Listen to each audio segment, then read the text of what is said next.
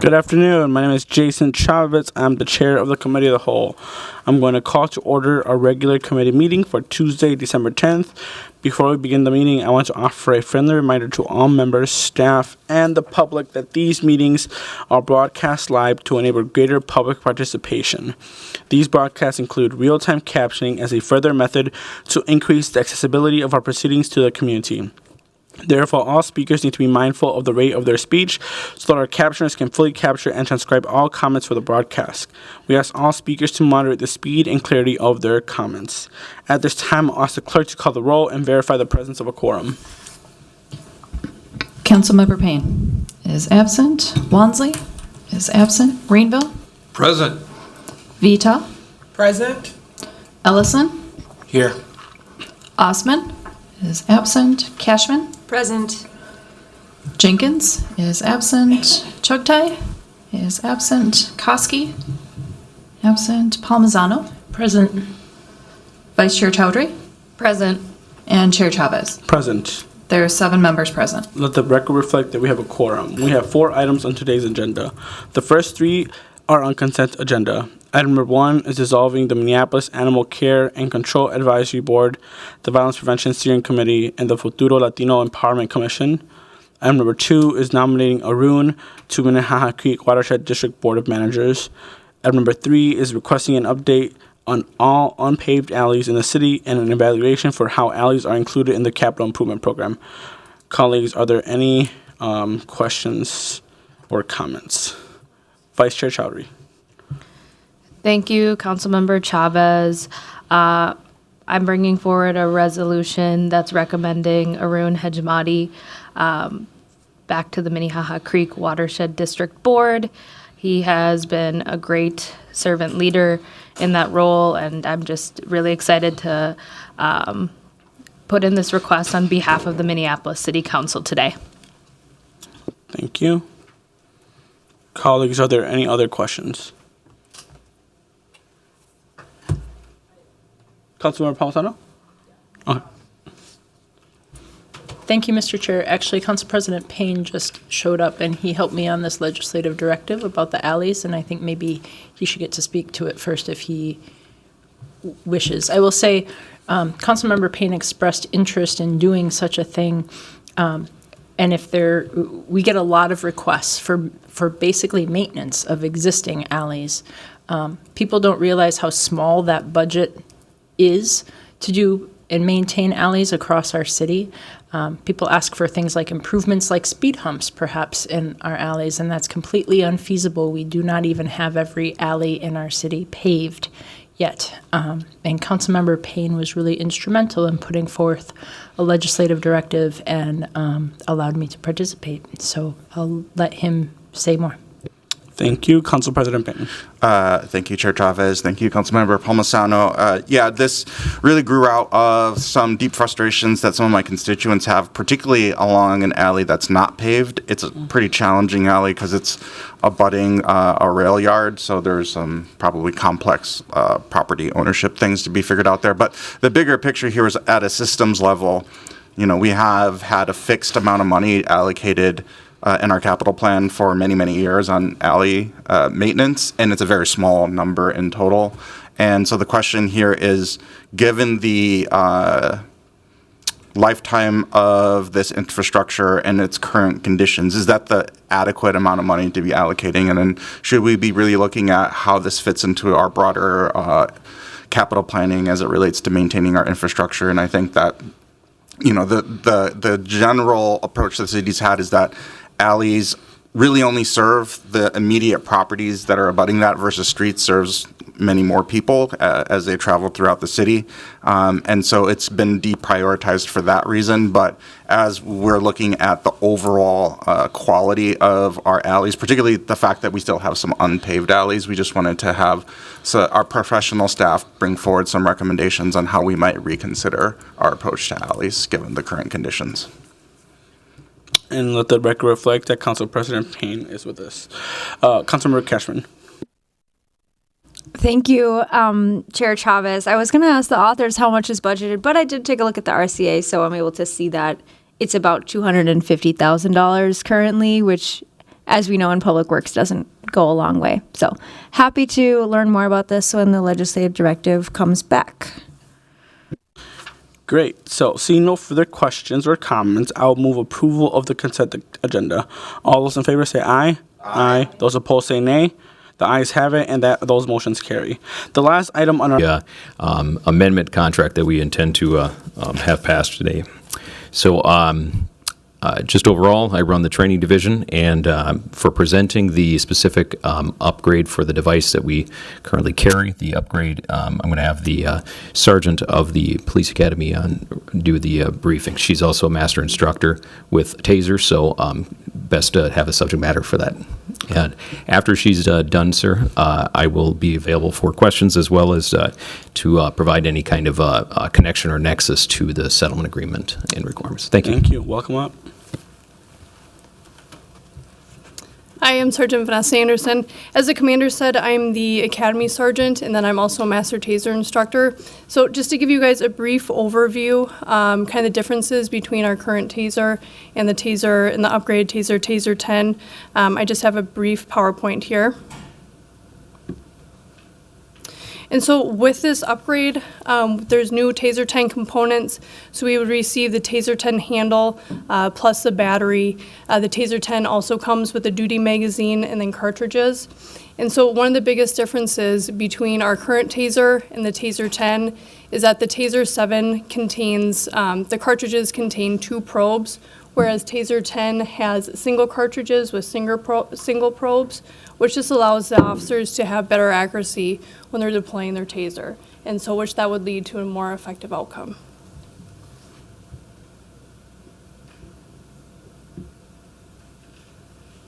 More enhancements to the TASER 10 is with our current TASER, there's a standoff range of 25 feet.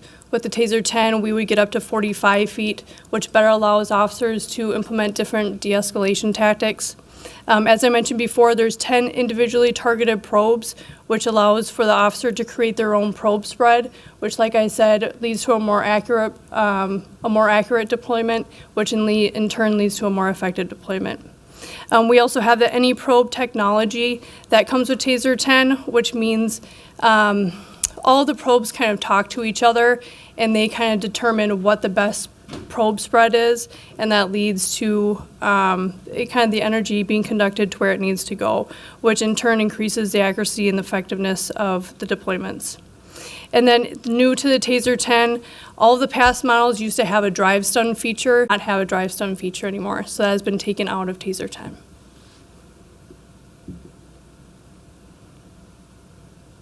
Along with this agreement, we would be looking at getting VR training, which is newer to law enforcement, but there are definitely some pros that would come with the VR training here.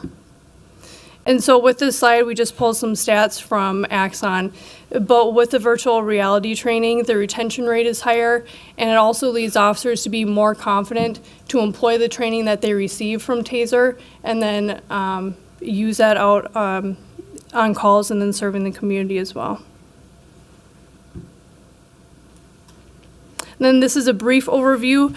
So as you can see here, this would just be an example of what some of the VR content would look like. So you can work on your technical skills, so deploying your TASER at different distances, drawing reps, work on shooting around or deploying on different clothing, work on deploying on alternative positions, moving targets, and then time deployments. And so one of the advantages of this is with TASER training, it's very often more expensive, and it pulls a lot of resources. And so with virtual reality training, we would be saving money and also not pulling a lot of resources to do these scenario-based trainings and these technical trainings like you see here. And then last up, we would also receive a lot of scenarios that that are similar to calls that officers are responding to. And so we would currently be getting updated scenarios, and that ranges from anything with interacting with people with autism, Alzheimer's, PTSD, domestics. And like I said, running these scenarios, like in live training, is very resource intensive, and it also costs a lot of money. And so to be able to provide this training to officers in a more cost-effective manner is definitely a positive to virtual reality training.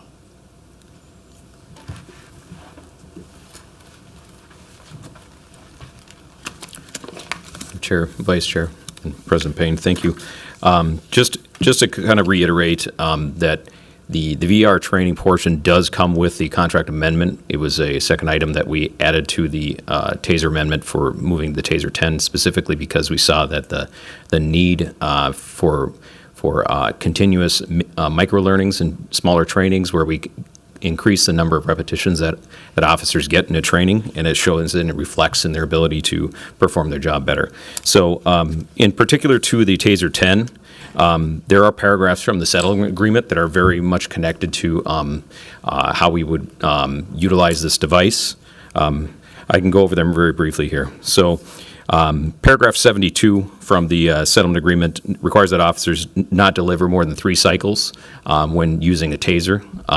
The current taser right now, it requires the officer to be aware of it based off of how many times they pulled the trigger, but it counts down as you use it. So you pull 1 cycle, you pull the trigger, and you can just see that the timer going from 5 down to 0. And the new taser will actually keep track of when you deploy the taser, how many seconds total. So it keeps going. So you'll be able to look at the count and see that it's been 7 seconds, and you know how long it's been on their taser instead of remembering how many cycles have been on there. So it's important that officers will be able to utilize that. Later on in paragraph 72, it says officers continue to generally use the tasers in a probe mode, and that it says the drive stun is only used in a defensive mode. Well, TASER 10 actually just removes that altogether. The drive stun, historically, people in the community have said that the drive stun portion or ability on the taser has the ability to be used in a punitive manner, and so a cop using it inappropriately could be a complaint. With the TASER 10, that's not even an option on the current TASER 10. So the arcing and such no longer exists with the TASER 10. Settlement agreement says that officers target on the TASER probe at the lower center mass to avoid the head and the groin. It's a requirement. The specific ability for officers to, right now when they use the current taser, the deployment, it's 1 cartridge shoots at predetermined locations, and officers don't get to negotiate where each one goes because it's where the 1 cartridge sends 2 probes. The next TASER 10 option shoots probes in very predetermined locations that the officer makes, so it's less likely to hit areas that were not intended targets just because of that's where the laser was pointed. Paragraph 61, MPD officers will be required to use de-escalation techniques, tactical repositioning, and creating distance. The new TASER 10, like the sergeant has said, it goes from TASER 7, which is 22 feet, to the TASER 10 does 45 feet. What's important with that is it gives officers that reactionary gap to start considering other options in between. When they're close, it surprises you how close 22 feet is. I mean, it's probably 18 feet from me to you. Doubling that distance is significant for offering officers the appropriate distance and time to make the appropriate decisions for the incident. Quality of the training is essential for maintaining a non-discriminatory, effective public safety system. During training, officers have the opportunity to learn tactics, skills, and scenario-based tactical settings. That is a requirement of the settlement agreement, summarized. Reading it verbatim from the settlement agreement, but summarizing 2 different sections of the same paragraph 199. The VR that Axon is providing that we're going to get in this amendment is significant to give officers that real-life scenario-based training. You got to see the one where it just showed the green figure on the screen here. So that's just a rough idea for when you're working on placement to use the device. The second half that shows the real people, those are screenshots from the actual training. So you get both elements of it.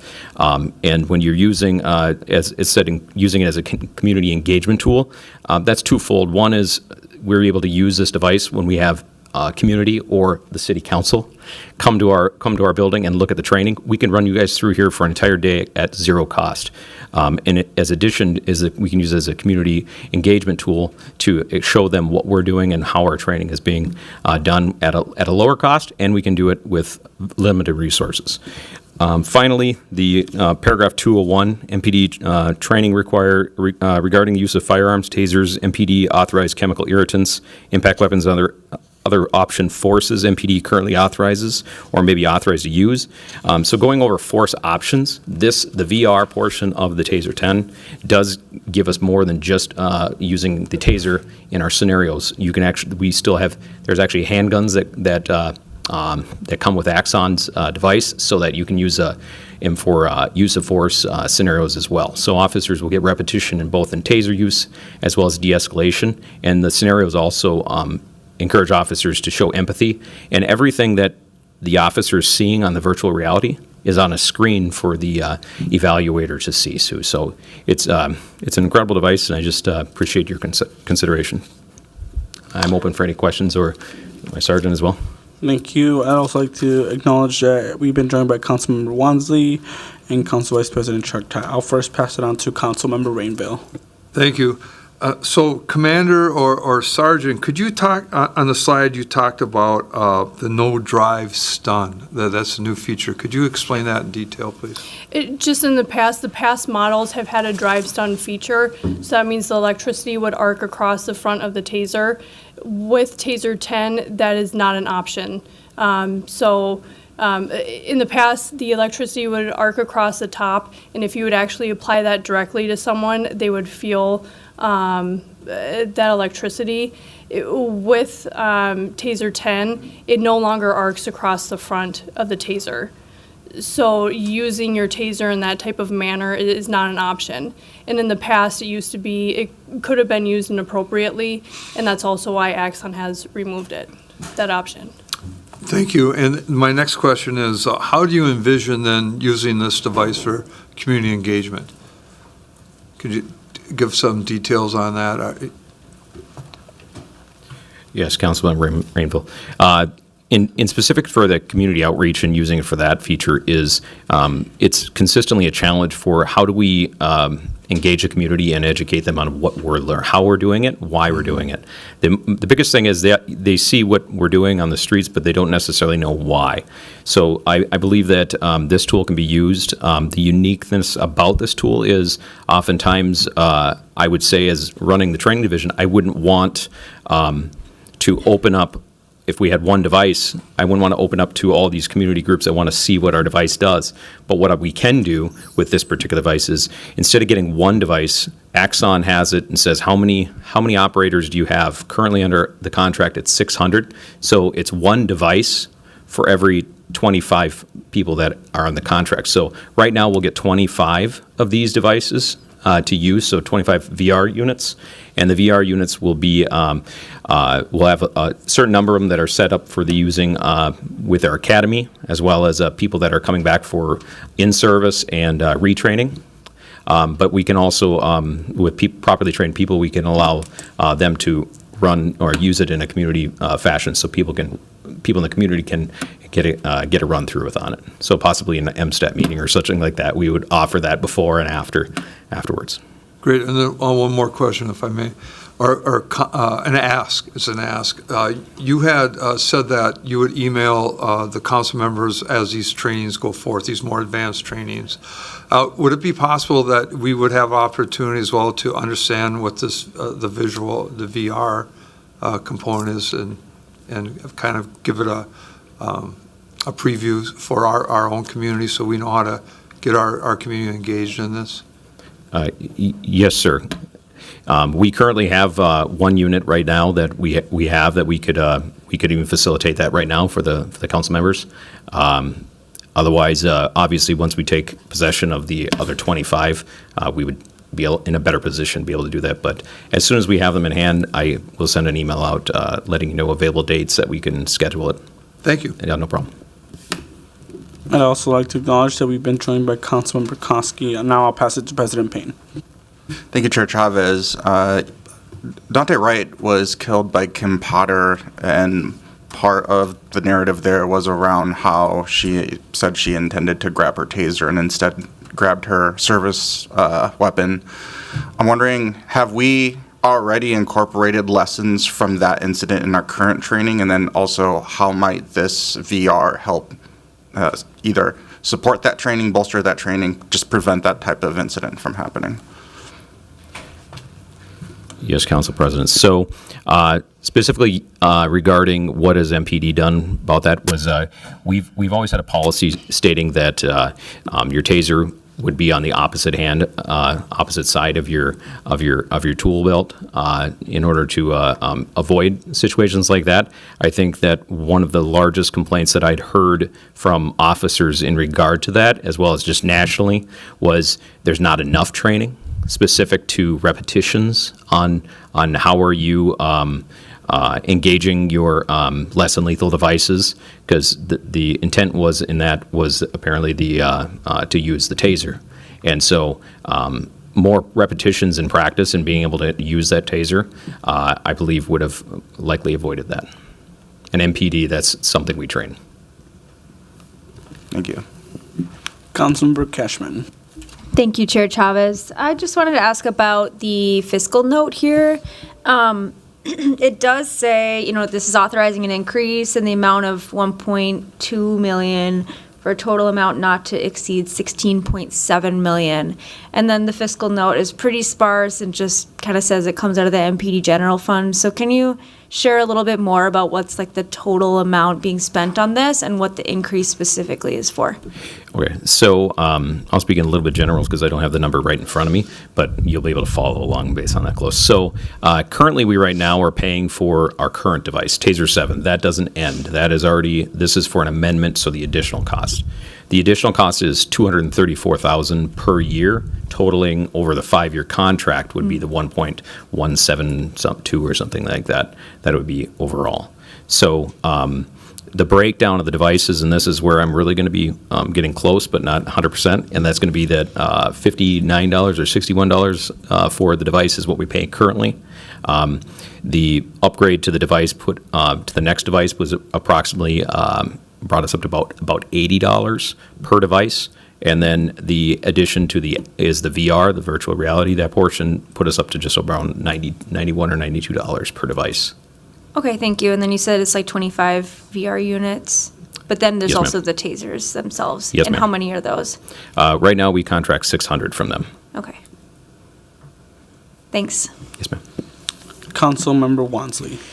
Thank you, Chair Chavez, and actually thank you, Councilmember Cashman, for flagging this, because I also pulled up the fiscal note, and I think this has been another instance where I've seen the fiscal note from MPD list a matter as like the fiscal impact being zero, and that it sounds like that's not actually the case. You mentioned a $200,000 or so figure of addition being added to this contract. So is there any way, I think if it's Vicky or someone in the department, to actually update the information, specifically the fiscal note on this item, so it's actually accurate and reflective of like the anticipated expenditures for 2025?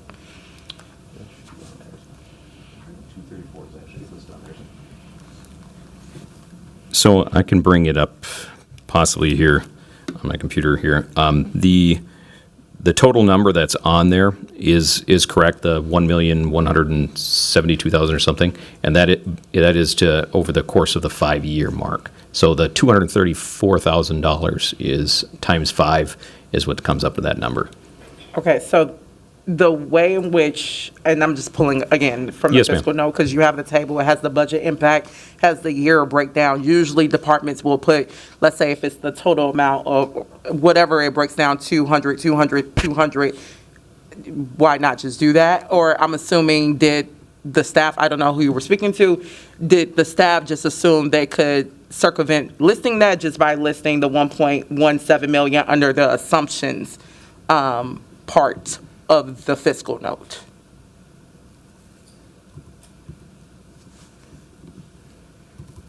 I don't know, can you see what I'm doing right now? No. Okay. That's good or bad, I don't, because we're exploring this together. Yeah, I looked at that myself, and there was a better breakdown, but it was not the one that would be in particular to the contract. It was an estimate. So that's why I didn't want to speak to, that's why my numbers were generalized, because they weren't broken down in the, I do believe that the numbers might not be broken down, but I do believe it says in 58-month contract. So are you all spending this then in just one lump sum, or will there be expenditure then each year again, which is why we do the breakdowns like 24, 25, 2026? Correct. It's each year. I believe they charge it by month because it's based on how many handles. Handles is the number of devices we have. So right now we have up to 600 handles. I'm hopeful that we would have more in the future, but as of right now, that's the number we carry. Thank you. So based off of that, back to my original question, is there a way someone can accurately fill out this fiscal note now that you noted that there is not a lump sum and there is going to be a yearly breakdown? Is that possible? Yes, ma'am. Thank you so much. Thank you. Councilmember Cashman. Thanks. I just wanted to, offer to move this forward without recommendation to Thursday to make sure that that can be filled in. And then we could take the final vote on it in a couple days. Seconded. Cool. Okay. Okay, so it's been moved without recommendation. We'll work with staff to make sure we just fill out the financial component, and we'll go from there. Any other questions? Cool. All those in favor say aye. Aye. Aye. Those opposed say nay. Great. Item is moved to full council without recommendation. All right, with that, we've concluded all business to come before. Councilmember Wansley. Thank you, Chair. I wasn't here if you noted my attendance for the Yep, I meeting, did. and also I wanted to be noted as an aye on the consent agenda as well. Correct. So I did note your attendance without objection, and I noted everyone's attendance, but just for the record, Councilmember Jenkins, Councilmember Koski, Councilmember Ellison, Councilmember Wansley, anybody else that Vice President Chuck Ty. Vice President Chuck Ty, and I believe I did call most of you except Councilmember Jenkins, so that's good. Also, I think you want to be noted if the folks that did not vote want to be reflected as voting on all these items, can the clerk please make sure without objection to note that, if that's what we want? And we don't need to do a roll call on that. There we go. No. Okay, great. Great, without objection. Thank you. Okay, we're good? Okay, so seeing no further discussion, we've concluded business to come before committee today, and hearing no objection, I will declare this meeting adjourned.